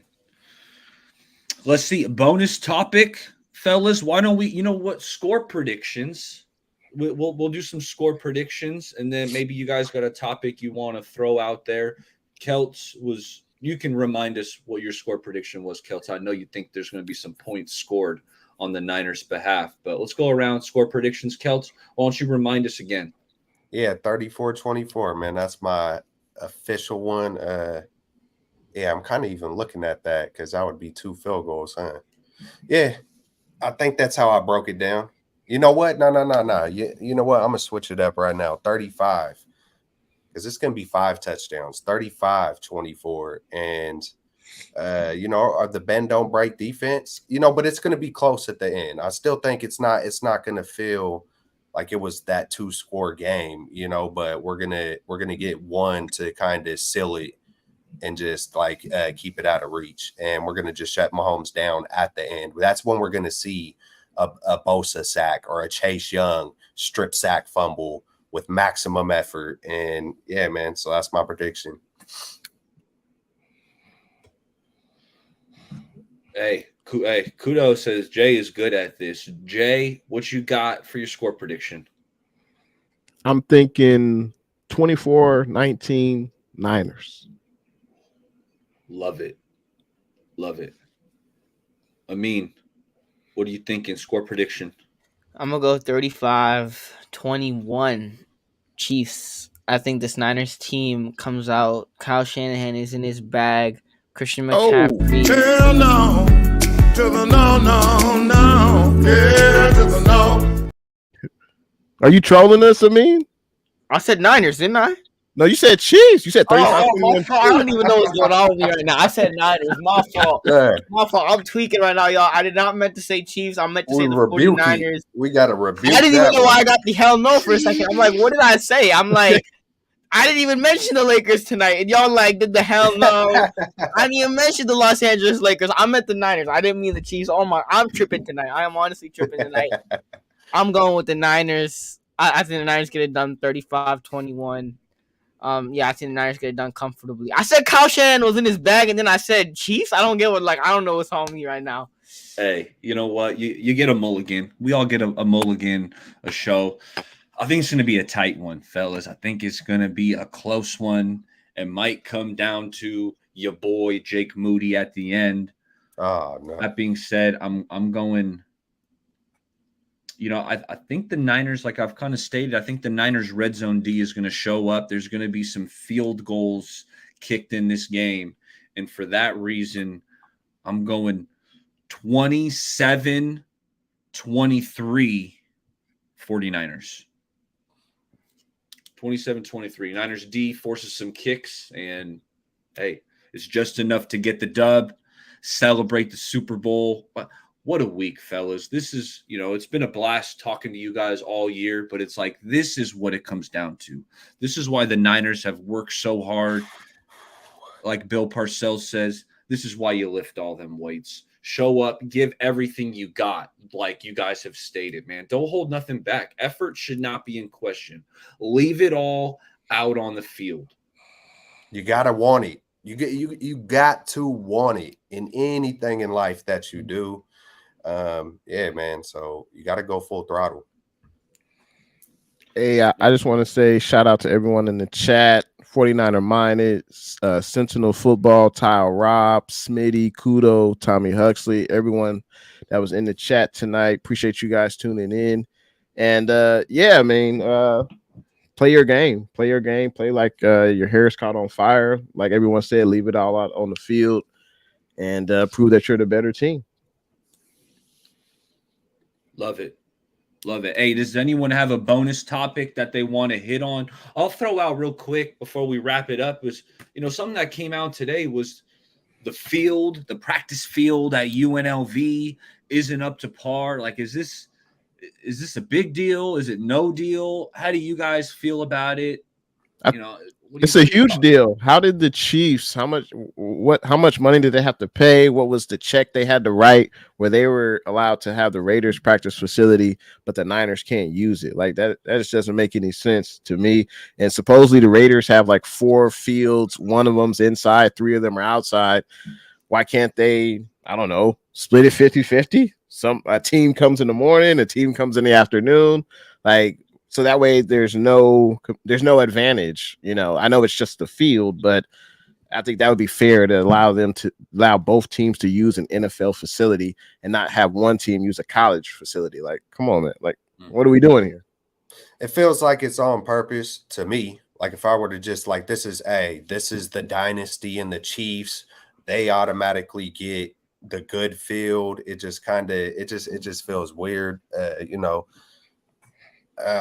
Just frustrating. But at the same time, what a great story can come from it. Just to add on to the story of everything else, just the 49ers even being here. So like what a way to, just getting under the 49ers skin. It's like, hey man, every time that's happened, whether it's a Micah Parsons or Patrick Peterson or Hassan Reddick, just whenever anybody get to talking or stuff like this gets to happening, it feels like the 49ers flip the script and turn it up an extra notch. And it feels like they kind of get lackadaisical. And then we're talking about effort. And maybe this is a good thing. Maybe this is a good thing to get her. And I know it's easy to say, hey, if you can't get fired up for a Super Bowl, you don't belong here. But, every individual is different. Sometimes you need a spark. Sometimes you need to get hit in the mouth to wake up. Sometimes you need to get pissed off about a field. Everybody's different. I can only speak for myself, but I could imagine that this could possibly be a good thing to, just poke the bear, rile the beast, and let it all loose. You know what? I like that thought process, Celts, because I'm not giving this team any excuses. Nothing. Right? What happened? What happened to the two playoff games that the Niners have already played? They were practicing at their facility, beautiful grass and all that. They came out slow, right, in both of those games. So hey, yeah, the practice facility, the grass might not be that right, and might not be right, but the NFL deemed it playable and it's okay to practice on. I don't think teams are going all out during the week of practice leading up to the Super Bowl. Then again, I'm not there, but I'm not giving this team any excuses. Go out and get it done. I mean, what do you think about the field? No deal? Big deal? I mean, if I'm according to reports, I heard that the Niners tried to ask the Chiefs if they could get the field or do it, one team comes in the afternoon or try to work something out. And then the Chiefs ended up saying no. I don't know if that report is true or not. But it came from Miyoko. So I think that's a trusted source. And then even in media day, they asked Goodell and they were like, what do you think about the field and how the Niners are talking about the field? And Goodell completely cut off the question. And he was like, according to all the reports and all our, tests that we did, the field is fine. Or it was unanimously approved. So there should be no issues. If I'm the 49ers, obviously there's some concern, right? Because, players getting hurt and things like that, playing on the wet field, and the Chiefs get this $75 million indoor facility that the Raiders have, and they get to practice on this nice field. But if I'm the 49ers, I use that and I take it more personally, and that adds more flame to the fire. That, the Chiefs got the nicer field, the NFL gave them the nicer field. You, in a way, disrespected us by giving us this field that was kind of soft and wet, while the Chiefs get this nice Raiders facility that's brand new, and you gave it to them instead of giving it to us or even letting us share it, and you let us play on this field, kind of in a way showing which team that you guys feel is better, that you guys prioritize more. From the Niners, I go out there and I punch them in the teeth on Sunday. I go out there and say, hey, you guys gave us this field, that's fine, but on Sunday we go out there and we kick your butts. So if I'm the Niners, I go out there and I take it personally, and that should add more fuel to the fire. And if I'm a Niners team, I'm even more motivated now because of this field situation that, hey, you guys think we deserve to practice on this field and the Chiefs get to play in this nice indoor stadium that's a brand new facility, that's fine. We'll take it from you guys on Sunday. Hey, well said by everyone. I just don't understand the thought process behind one team gets the NFL field, the other team gets the college field. Either they both share the NFL field, or hell, they both share the college field. That's fair. I just don't understand what they're thinking by allowing one team to have a better field. Distraction. I heard someone say something like something about Taylor Swift, and hey man, there ain't no telling when you got billions of dollars, you can make some shit happen, and that's real talk. It's real. I mean, hey, if the NFL, I would respect the NFL more if they said we're giving the Chiefs the better field because they won a Super Bowl last year. If you want to say okay, whatever, like just say that. But It's just It's like, did they whack. flip It's the whack coin? though. It's Like, hella whack though. it's Yeah, whack. I mean, Yeah, did they flip the hella coin? whack. Like, what? Like, it just doesn't make sense. That, yeah. I mean, throwing grass on top of turf, which is what they Right. did at UNLV, like that just sounds weird. It just Yeah. like I don't know how often that's been done or like if games are ever played on a situation like that. So uh, it's weird. That being said, I'm not giving no excuses Yeah. to this Niner team. Lock in, get it done regardless. 49ers, And Baller, and don't let it distract you. Like just don't let it take any more time than you. Hey, if it is what it is, hey, just stay doing exactly what you were doing. Nothing extra on it. That would be my advice to the 49ers. If it is what it is, hey, just hopefully it fuels them. And other than that, just do what you were doing to get it out your mind, whatever they got, and and move forward.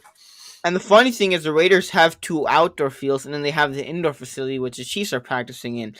I understand the Chiefs get the indoor facility, but why can't the Niners get one of the 2 outdoor facilities that they also have? Right? Like, I don't get why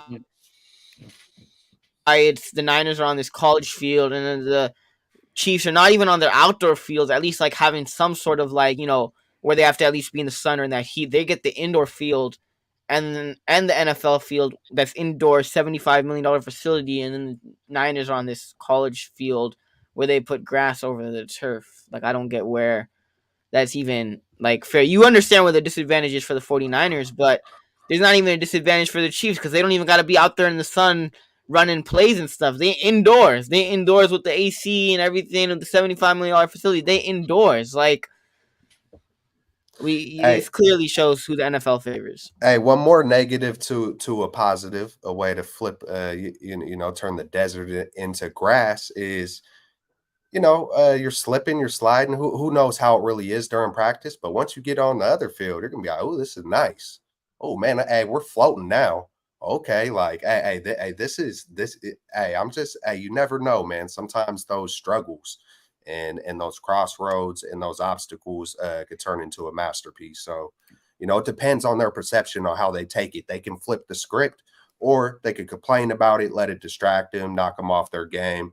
We'll see. We'll see how they come out. And we're gonna know right off the bat. Hey, appreciate everyone in the chat. The chat's been live. Make sure you liked it on the way out. Why don't we kick it around? I mean, we're planning next week. Super Bowl victory, baby. Hopefully it's a victory Monday, fellas. Hopefully, fingers crossed, it's a victory Monday coming up because that would mean that the Niners got it done, won the big game. So look forward to talking with you guys next Monday.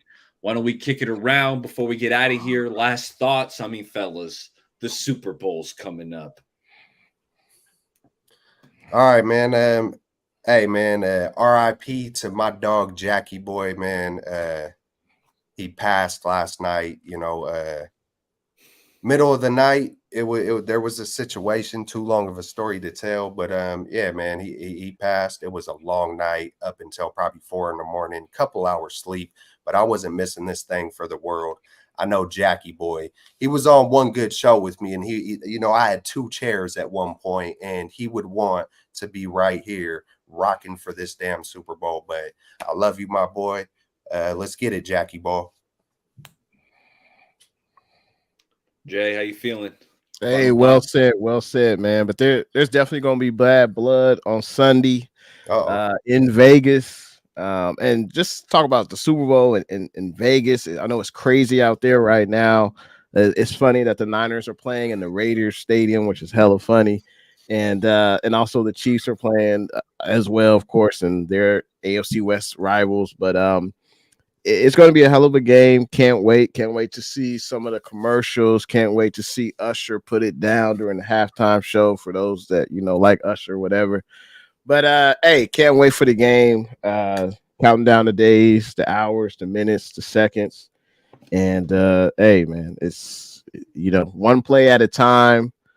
Play like your hair is on fire, and do what you've done all regular season. Just maybe up a notch a little bit more. And hey, be sound in your fundamentals. Don't make mistakes. And if you do focus on to the next play and just play your heart out. That's all you can do. I mean, actually, First no. up. I mean, you go last because I like how you end it. I like how you end it. Well, I'll go, hey, Niners. I know you guys are hungry, but this fan base is hungry too. All right, so let's get out there. Actually, I like the slogan. You see it. I got this one at the game against the Lions last couple weeks ago. Do it for the Bay, right? We're hungry. I know this team is hungry. Let's lock in. Let's stay focused.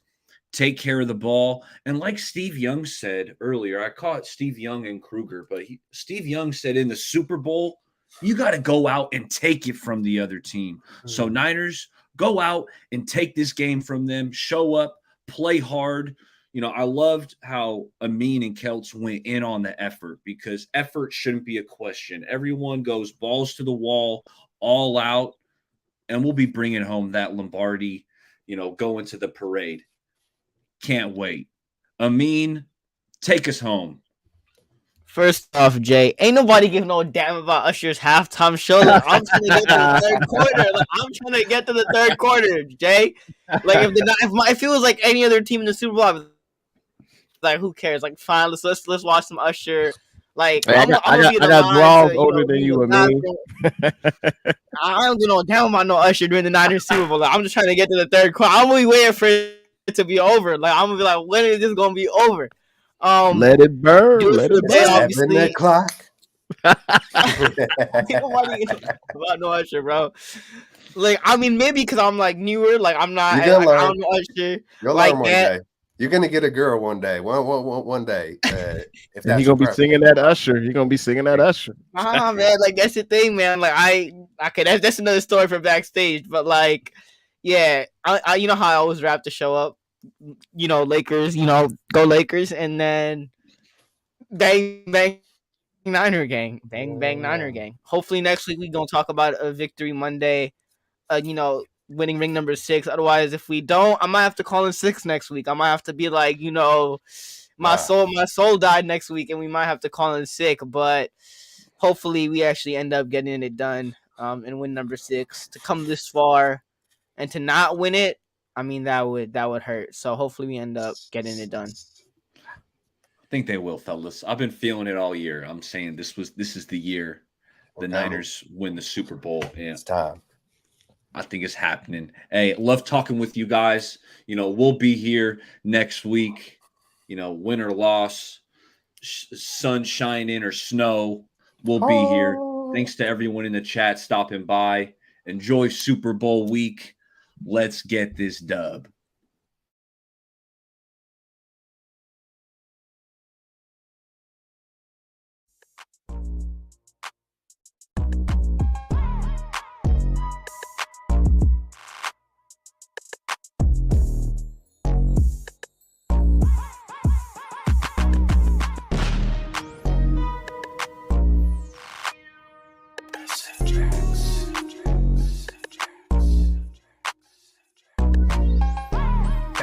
Rise up. Yee! We getting it, boy. What's good? You know who it is. It's your boy, Jay in the Bay. Your baller back again. Smells like football season. Yo.